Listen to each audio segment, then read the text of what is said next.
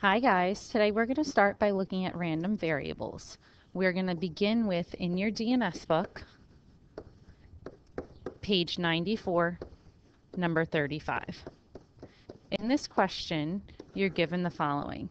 2 blue cubes and 3 green cubes with faces labeled 1 through 6 will be rolled. So they're like dice.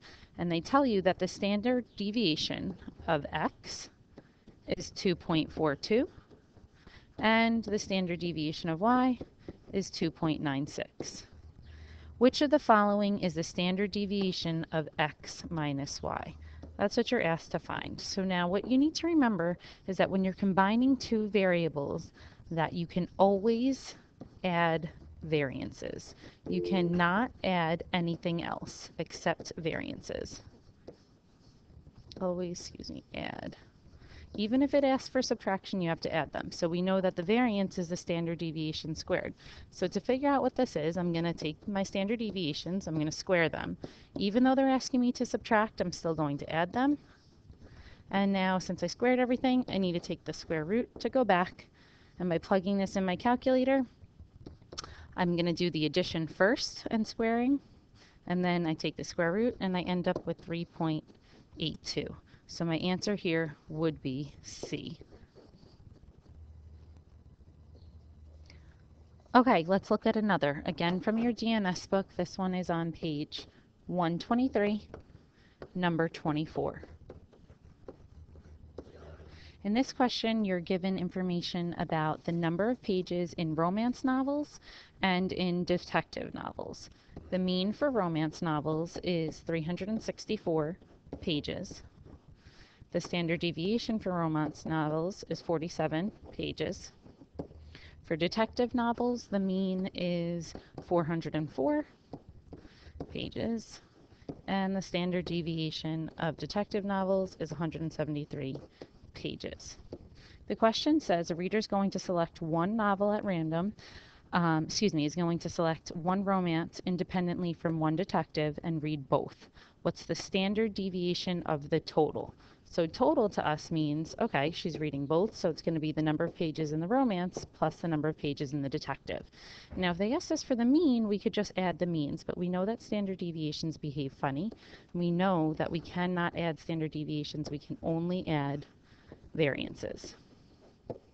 So what we're going to do is we're going to add variances. So 47 squared plus 173 squared. Since we add them, we need to take the square root. In doing that, you'd get the square root of 32138, which then gives us 179.27. Again, this is in pages because it's the standard deviation, which gives us the correct answer of C. Now, today in class, a couple of you had some problems with ogives. So we're going to look at one today. This one here is exam marks, so basically test scores. And remember, an ogive just means you have a cumulative frequency, so it always has this shape of increasing over time.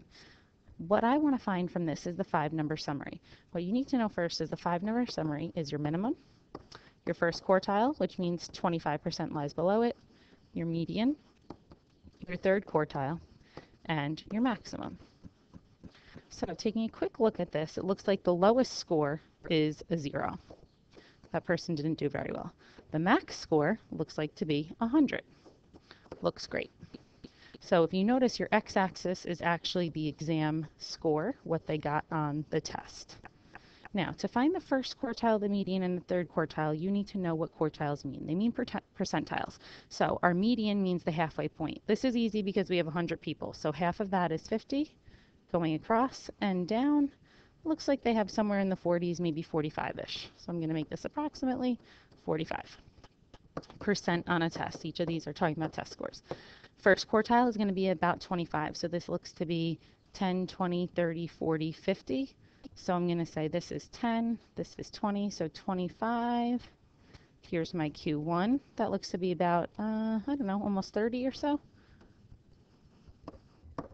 And then for Q3, that means 75%. So if I'm at 50, 60, 70, 75, going across and down, try to make your lines as straight as possible. That'll be Q3, and that looks to be about passing, which I'd say is about a 65%. Usually on questions like these, you might be asked for the IQR, so remember that would be Q3 minus Q1. and then you can just do the subtraction from there. One other thing that I think might be helpful before we finish up today is how do you describe a histogram? So there are 4 things you need to describe: center, anything unusual, shape, and spread. So center means what is the center. Sometimes you might already have the mean or the median. You can record that. Make sure you always use context. For us, our center, again, this is in heights now, in inches, looks to be somewhere around here. So I'm going to say the mean is about 64 inches. Make sure you use context. Is there anything unusual? Nope, doesn't look like there's any outliers or gaps. So that's what you're looking for here. 2 things, outliers or gaps. And then shape. Well, this, if you were to put a curve over it, looks to be unimodal, meaning one mode, and roughly symmetric. Now, all of this should have context to it. So you should be saying the height in inches is unimodal and roughly symmetric, but for sake of time, I'm not doing that. Spread, that to us means the range. Sometimes you might have the standard deviation or the IQR. For us, we don't have that. It looks like we just have straight old range. So we're going to look at 74 minus 58, and that's what we're going to say. Our range equals 74. Again, this is height, so inches, minus 58 inches. Make sure you use that context. That's what you really need here in order to gain full credit.